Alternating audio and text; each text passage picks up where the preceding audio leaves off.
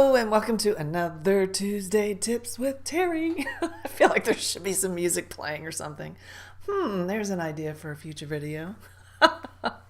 You guys getting tired of my bookcase yet? Anyway, I'm sorry, I'm in a goofy mood today. I hope you're having a great week so far and that you continue to have a great day. And thanks for watching my videos. I hope you've seen some of my other ones and that you've gotten some help from them. I mean, that's why I'm doing them, because I want to help you guys. And one of the things that I wanted to talk to you today was about customer surveys. And now just hear me out for a second, because the reason why I wanted to do this one today was I got a survey from a company called Uprinting that I believe is in California.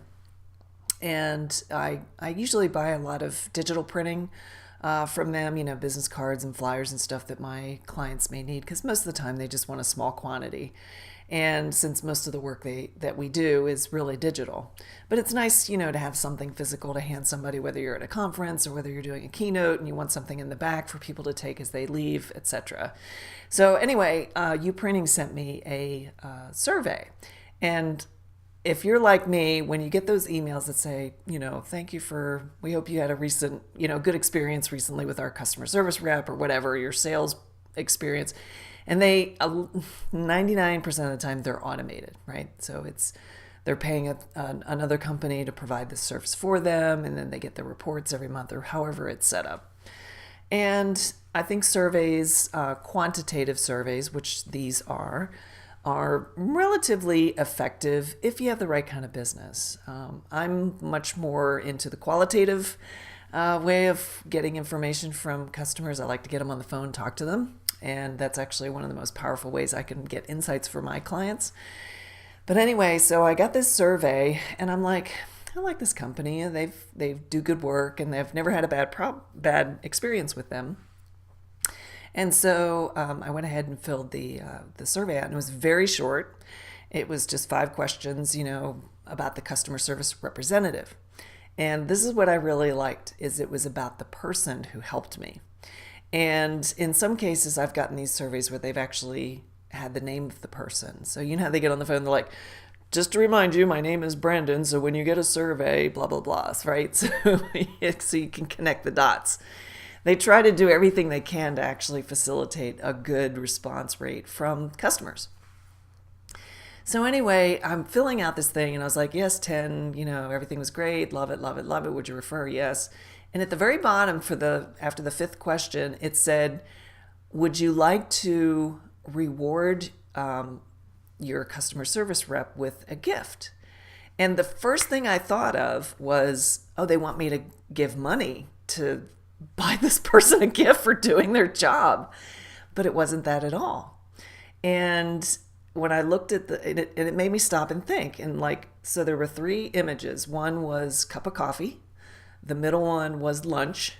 And the third one just said gift card. It was very generic, right? So it didn't say $50 gift card, didn't say $100 gift card, just a gift card. So I really just kind of sat and thought about that for a minute. I was like, wow, okay. And it was interesting. My thought process was, well, if I met this person, would I want to buy them a cup of coffee? Would I want them to have lunch? Or would I want to give a gift card? And since I had a good experience, but it was like, they're just doing their job and they're being professional, which I want, right? And there wasn't anything that they did over and above. It was just it was almost so, I guess, easy and professional that I almost forgot about it, honestly. So I chose lunch because I thought, okay, a cup of coffee's fine, more than likely, that's $5 or whatever. But a lunch, that could be something, that they may go to a nice place or whatever. So it's like my brain was going through all of this stuff just to process this one little thing. And when I clicked lunch and then clicked submit, it said, thank you for filling out our survey. And that was it. And so I'm starting to wonder myself, well, what do they do on the back end?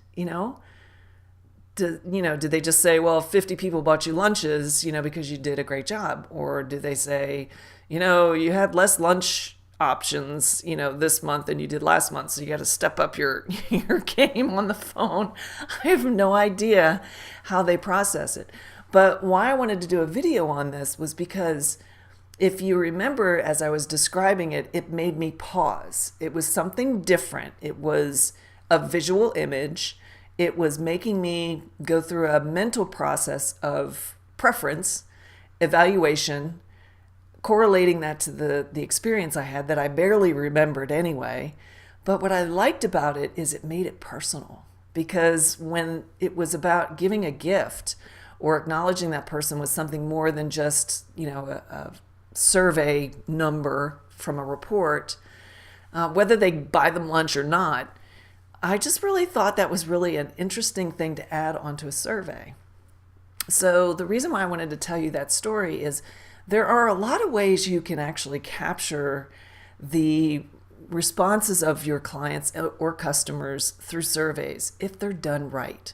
And so my advice is to keep them short, keep them as personal as possible. So if you can personalize the actual person who helped you, then I recommend you doing that. I feel a sneeze coming on.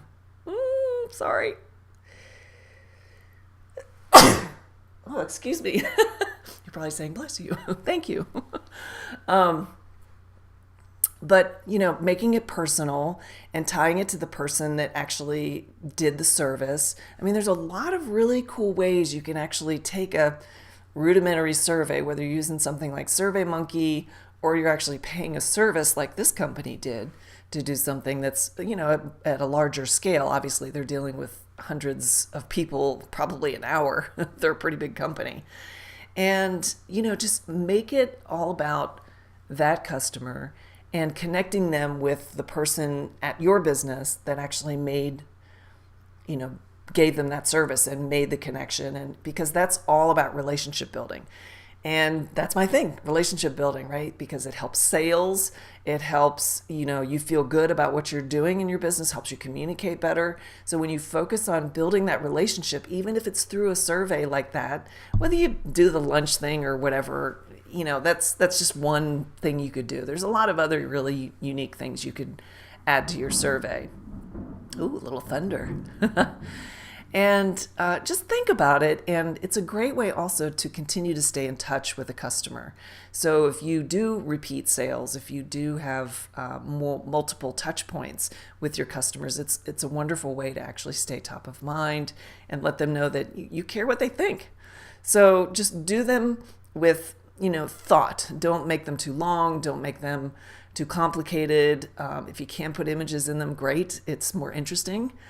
And, just have fun with it. See what works good. Try a couple different ways. So that's my little tip for today is try to include surveys or some way of getting feedback. Even if you pick up the phone and ask point blank, just have a conversations with your customers. If you can do that, if you've got, not hundreds an hour, but you have enough people, or even just take a segment and check in with them and see what their experience was.